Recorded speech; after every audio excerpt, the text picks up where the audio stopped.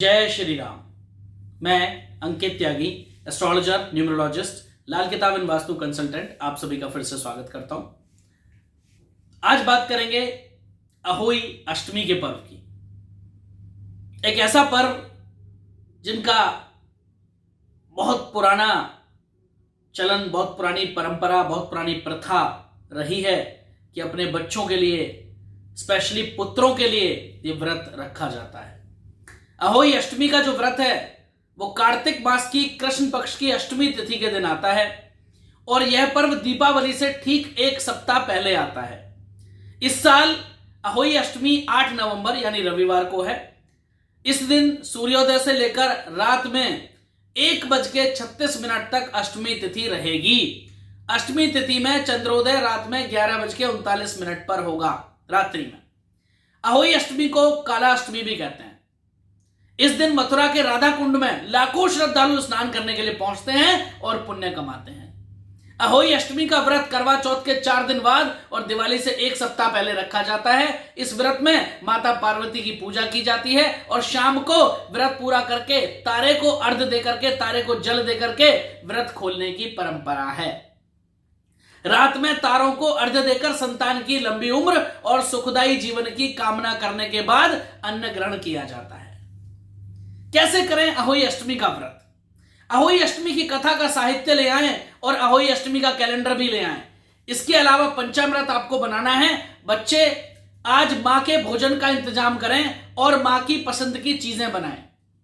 पूजा पूरी होने के बाद मां को भोजन खिलाएं। पहले मान्यता थी कि पुत्र की भलाई के लिए व्रत रखा जाता है, लेकिन अब समय बदल चुका है। अहोई अष्टमी की पूजा में पुत्र और पुत्री दोनों का तिलक करें और सिर्फ पुत्र के भविष्य की मंगल कामना ना करके अपने पुत्र और पुत्री यानी दोनों बच्चों के मंगल भविष्य की कामना करें।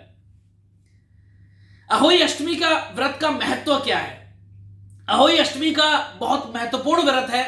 संतान की भलाई के लिए व्रत किया जाता है। अहोई अष्टमी का व्रत बहुत कठोर भी होता है। भाग्यशाली लोगों को ही संतान का सुख मिलता है, ऐसा कहा जाता है। संतान सुख हर किसी को नहीं मिलता।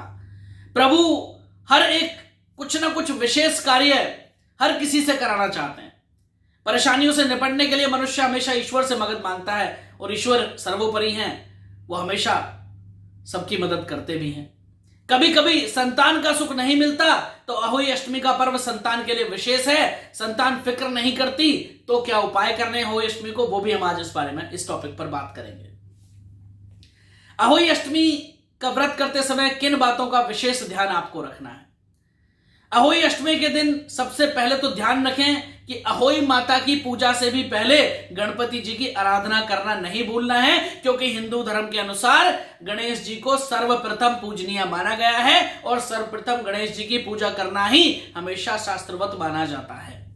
अहोई अष्टमी के दिन तारों को अर्घ्य देते हैं। तारे निकलने के बाद ही अपना उपवास खत्म करें, उससे पहले अपना उपवास खत्म ना करें। अहोई अष्टमी के दिन व्रत कथा सुनते समय 7 तरह के अनाज अपने हाथ में लेकर के रखें और पूजा के बाद इस अनाज को किसी गाय को या गाय के किसी बछिया को खिला दें, तो ऐसा करना बहुत शुभकारी माना जाता है और संतान के मंगल भविष्य की कामना इस समय करते रहें तो कृपा जरूर होती है। अहोई अष्टमी के दिन पूजा करते समय बच्चों को अपने पास बिठाएं और अहोई माता को भोग लगाने के बाद वो प्रसाद अपने बच्चों में जरूर खिलाएं। थोड़ा थोड़ा ही सही, लेकिन बच्चों को प्रसाद जरूर दें तो शुभकारी माना जाता है।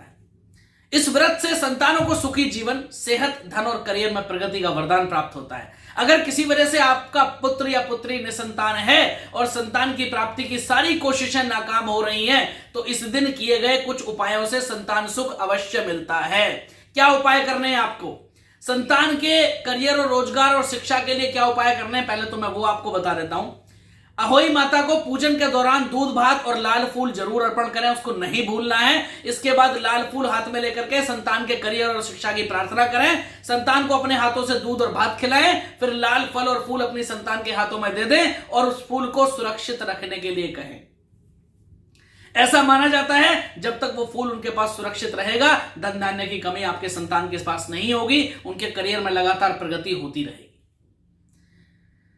अगर संतान के वैवाहिक या पारिवारिक जीवन में बाधा आ रही है तो क्या करें?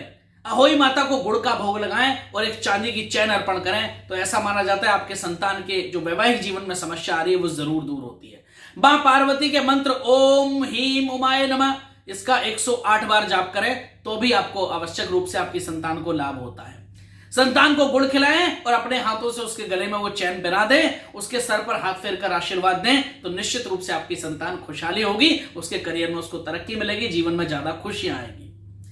अगर संतान को संतान नहीं हो पा रही है, अगर किसी वजह से संतान सुख नहीं मिल पा रहा है, तो अहोई माता और शिव जी को दूध और भात का भोग लगाएं इस दिन। मां अहोई आपकी अष्टमी माता आपकी कृपा आपके ऊपर जरूर करेगी और आपको संतान सुख अवश्य मिलेगा।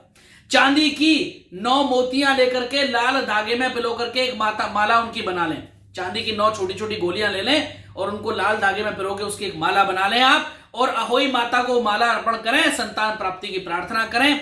ऐसा माना जाता है कि पूजा के उपरांत आप उस माला को वहीं छोड़ दें और कोई भी घर में जो छोटी संतान हो उनको आप दूध जरूर पिलाएं अपने हाथ से, तो आपको संतान सुख अवश्य मिलेगा। अगर बेटे को संतान नहीं हो रही है और बहू और बेटी को संतान नहीं हो पा रही है, तो फिर वो माला जो आपने चढ़ाई है वो उसको धारण करवा दें, निश्चित रूप से संतान सुख मिलेगा। अष्टमी माता की कृपा आप पर जरूर होगी। तो ये थे वो छोटे छोटे उपाय जो आप कर सकते हैं होली अष्टमी के दिन और अपने पारिवारिक जीवन में खुशियां ला सकते हैं और अपने संतान के जो पारिवारिक जीवन है, जो करियर है, जो प्रगति है, जिस भी क्षेत्र में वो कार्य कर रहे हैं उसमें अगर उनको कोई भी दिक्कत आ रही है तो उन दिक्कतों को आप दूर कर सकते हैं। हमारी तरफ से आप सबको अहोई अष्टमी की बहुत बहुत हार्दिक शुभकामनाएं। ये व्रत आप अपने बच्चे और बच्चियों दोनों के लिए करें और दोनों की मंगल कामना अवश्य करें। फिर मिलेंगे एक नई वीडियो के साथ, तब तक के लिए आप सबको हमारी तरफ से जय श्री राम।